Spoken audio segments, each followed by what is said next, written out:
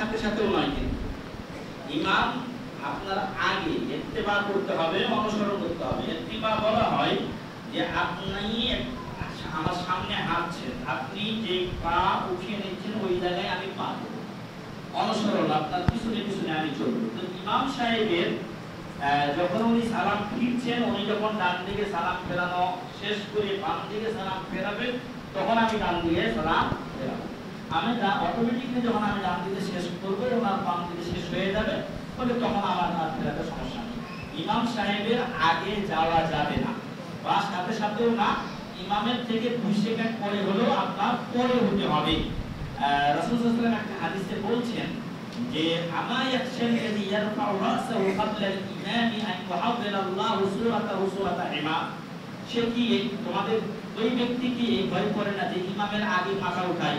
এখানে মাথা উঠার উদাহরণটা রাসূল দিয়েছেন, কিন্তু ইমামের আগে অন্য কোনো কাজও করা যাবে না। যে ইমামের আগে মাথা উঠিয়ে নেয়, আল্লাহ তার চেহারাকে গাধার চেহারায় পরিণত করে দেবেন, নাউযুবিল্লাহ। এজন্য ইমামের আগে না, ইমামের সাথে সাথেও না, ইমামের মেলা পরেও না।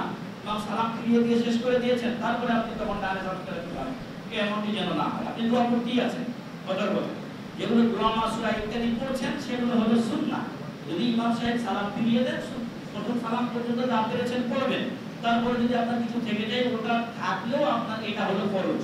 হ্যাঁ, ইমামের অনুসরণ করা ফরজ। ফলে ইমামের পরে কাজটা যেন হয় 1 সেকেন্ড পরে হোক আর 2 সেকেন্ড পরে হোক, যেন পরে হয়, আবার বেশি বিলম্ব যেন না হয়ে যায়, আগে কখনো যেন না।